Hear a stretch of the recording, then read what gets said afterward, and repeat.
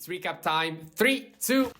Hey, quick interruption, Future Chip here. If you're coming from the previous video and you already know the drill, you can skip directly to the recap. Otherwise, if this is your first time, I'll let you with the intro and enjoy the episode. 1. Hello everybody and welcome to the Shower Podcast, the podcast where I'm in my shower and you do you. I'm your host Chip and this is not my usual intro. This is a bit of a special episode. Unfortunately, I will be away for a few days and I found out this interesting way of filling the gaps with recaps from previous episodes. If this is your first time here, use it as an opportunity to find topics that you might be interested in and go back to listen to the original ones. If you are a usual listener of the Shower Podcast, well, again, this might be a rehearsal of topics that you might be interested in. Otherwise, I understand if you want to wait for me to be back. But in the meanwhile, the podcast needs to continue and we need to reach day 365. Having said that, I will not keep you longer. Thank you very much for listening. As always, a like and a subscribe. They are always welcome. And now, recap time. Welcome, everyone, to the Deep Dive. Today, we're taking a really fascinating journey into the mind of Chip, host of the Shower Podcast. Yeah, he sent over 5 of his latest episodes. He did. And our mission, basically, is to pull out the best insights, maybe some surprising bits, and those moments that, just make you think differently. Definitely. We'll unpack them, see how they connect, maybe help you apply them. And hey, if anything really grabs you today, you can always find the full episodes of the Shower Podcast itself. It's a great collection, honestly. What I find amazing is how Chip takes these, everyday things we all notice and spins them into genuine lessons for growth. Totally. We'll be covering quite a range: procrastination, habit psychology, even the cost of changing yourself, and memory, too. It's all about, the hidden gears of how we improve. Okay, let's get into it. We'll just go through them in order. First up is one that might change how you feel about your coffee machine. Seriously. Yes, episode 224. It's still working. That's the one. He asks this really simple but kind of deep question. When did you actually clean your coffee machine properly? Yeah. Or, update your phone, oil that squeaky hinge. His point is brilliant. Lots of stuff we use daily is overbuilt, it can handle neglect, and yeah, it still works. It's good enough. And that good enough, that's the trap, isn't it? Mm-hmm. It sounds harmless, Yeah. but it subtly lowers our expectations. Chip uses it as a metaphor for us, for our own lives. Exactly. Just because something functions doesn't mean it's optimal. Psychologists talk about this status quo bias, right? We prefer things the same, even if change is better. Yeah. So we start accepting reduced performance because it's tolerable. And it's not just objects, it's work, health, relationships. Our mindset, definitely. We put off the small stuff because, it's fine. I'll start that habit later. The relationship's not broken. Right. He has this great image of procrastination, smiling at you saying, don't worry, you got this later. You always manage. And you do. You can manage later. That dusty coffee machine still makes coffee. But you're missing the potential. What could that coffee taste like? What could your work feel like if you chipped away daily instead of that last-minute scramble? What could you be if you weren't always waiting for emergency mode? Yeah. It's that shift from fix it when it breaks to maintain it so it doesn't. So how do we fight that? That sort of slow decline, the procrastination whispers. Chip calls it the molecular approach. Right. Not like actual science, but... No, but it evokes something tiny. Yeah. Right. Precise. It's about breaking tasks down into these almost invisible daily actions. Forget the massive overhaul. Like 5 minutes wiping a counter or rinsing the coffee machine. Exactly. So small your brain barely notices. It bypasses that resistance. This is where it clicked for me. He compares procrastination to trying to do all your workouts for the month on the last day. Which is just Yeah. crazy, right? That's, impossible. Totally. And you'll probably get hurt. But spread it out and tasks get easier and you actually get better through consistency. Emergency mode feels exciting, maybe, all that pressure. But maintenance mode, Yeah. it feels boring. But he says boring is where the magic is. That's where the growth compounds, where you prevent the breakdowns. Yeah. And you change who you are. You're not reacting to crises anymore. You're shaping things. So his challenge for you, the listener, is simple.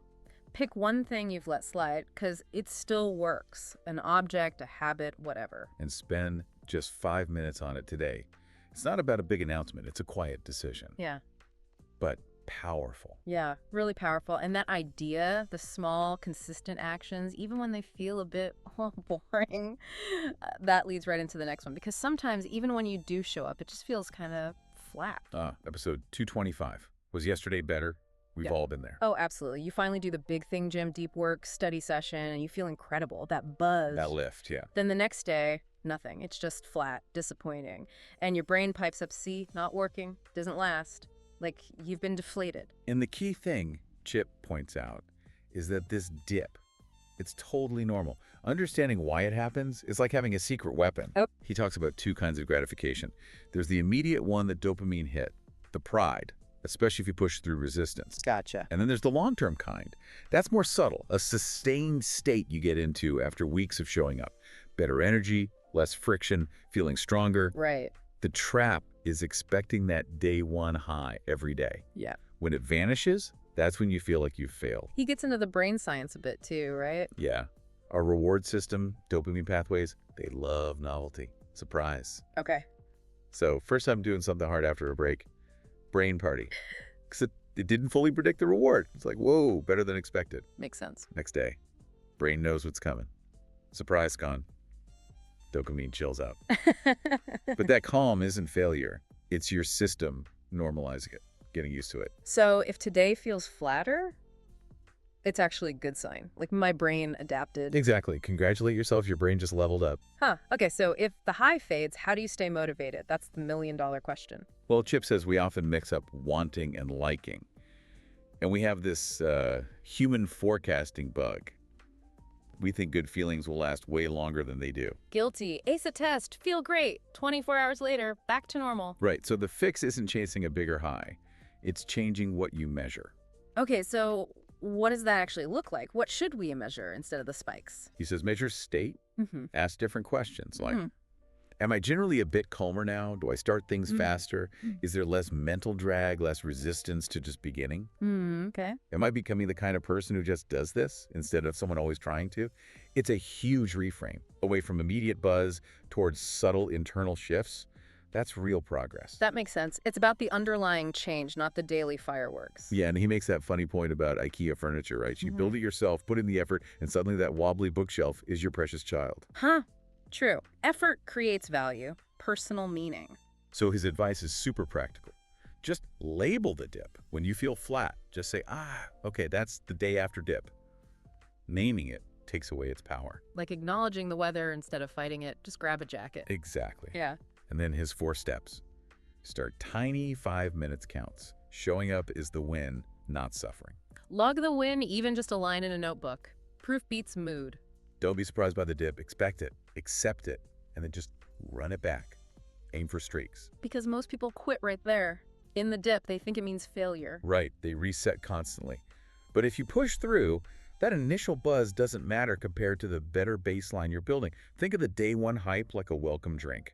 Nice, but you stay for the vibe, the flow. So next time you feel the dip, smile. It means you're on the right track. The long track. Yeah, the track where real change happens. Okay, understanding dips are normal. Consistency is king. That Yeah. perfectly sets up the next one. Because building that better baseline, that better self, it has a cost. Episode 226. What's your price? This one. Yeah, it's powerful. Made me stop and think. Me too. He asks you to really vividly picture your perfect life, that dream version of you. The room, the light, the career, relationships, you've nailed it, got that picture, hold it, because there's something you probably didn't include. And that's his first truth. Every step towards something better means an equal step away from something else. Opportunity cost, basically, but made personal. Right. Maybe it's the TikTok time you trade for gym mornings. Or the comfort of not being noticed. Yeah. Swapped for the pressure of leadership. It starts small, these trade-offs, almost invisible, but they're always there. He says in the early stages, first client, first 5K run, first $10K save, that the high is enough to cover the cost. Yeah, the dopamine rush kind of papers over the sacrifice. You don't even feel it sometimes. But as you keep going, get fitter, get sharper, get traction, that price tag gets heavier. The sacrifices aren't just little swaps anymore. They're real commitments. Saying no to cool stuff that doesn't fit the mission. Maybe drifting from people whose paths diverge. Dealing with criticism or just that intense internal pressure to keep improving. That gets tough. So why do most people stall out here or quit? Because the trade-offs stop feeling optional. They feel like demands. But Chip's point is crucial. Sacrifice isn't just losing something. It's the proof that something is changing. Change means the old has to give way to the new. Exactly. He says, you can't fit the next chapter into the same page without erasing some words. You want the glow up, you got to accept the grind. It's an exchange. So what's the practical meaning here? He argues the constant isn't the sacrifice itself, it's change. Sacrifice is just the currency for change. Okay. And the hardest ones are often emotional. Letting go of an old identity, risking failure publicly, choosing discipline over easy temptation. That's the real emotional cost. Right. But here's the twist he throws in. Yeah. When you keep paying that price, consistently, how you see it changes. You stop calling it giving up. You start calling it choosing. The hours not scrolling aren't stolen, they're invested. The comfort given up isn't lost. It's converted into resilience, into skill, momentum. And that's the hidden payoff of consistency. Again, the price might technically stay the same, but your capacity to pay it grows. It feels lighter. I love that. So his challenge, think of your biggest goal right now. Yeah. Name 3 tangible sacrifices it will cost you. Be honest. If you name the price up front, you're ready when the bill comes due. Proactive, not reactive. Powerful stuff. And that journey, embracing that change, paying that price, it needs focus, sustained focus, which leads perfectly into the next episode. Episode 227, he's gone. Right. Tackling that struggle with focus when you're juggling everything, that feeling of your brain scattering. Chip uses this brilliant metaphor. Yeah, tell us about it. He starts by saying he had this super disciplined week, right? Following his own advice, feeling great. Exactly. Seeing results. But then comes this one day. He has a main task, an important call, and like a few small house chores, 10, 15 minutes each. And he thinks, I'll do those later. We've all done that. So here's the metaphor. Imagine you're in a crowded park. You see your best friend way over there waving, needing you, urgently. Okay. But as you walk towards them, all these acquaintances pop up. Hey, how's it going? Quick chat. Okay. I see where this is going. And what do most of us do? Yeah. We stop. We chat with all the acquaintances, one after another, even though they're not important compared to your friend waiting. And the main insight. It's stark, really. When you finally look up from those pointless tasks, the chores, the social media scroll, the quick email, check your best friend Your main important task. is gone. That window of opportunity, the focus, the momentum vanished. You wasted time not doing nothing, but doing nothing that mattered right then. And you're left feeling confused, chaotic. You lost the moment. Wow. Okay, so the lesson is... Remember your best friend. Next time you feel pulled away, identify the one thing that truly matters right now. Go directly to it. Reach your friend first. Deal with the important thing. Exactly. Then if you have time and energy left, fine, go chat with the acquaintances. But don't lose the main thing, the relevant task, the one with impact, by getting sidetracked by things that don't serve that critical goal in that critical moment. Avoid the endless distractions. Prioritize ruthlessly in the moment. Pretty much. You don't let the little stuff derail the big stuff. That idea of losing the moment, losing what matters, and that slight confusion, it makes me think about memory, how we store things, or how we fail to retrieve things sometimes. Which brings us to the last one Chip shared. Episode 228, Where Did You Park It? Yeah. He talks about that moment just before sleep. You lie down and your brain just goes, okay, showtime. Let's review everything. Huh. Yeah, the pre-sleep life review.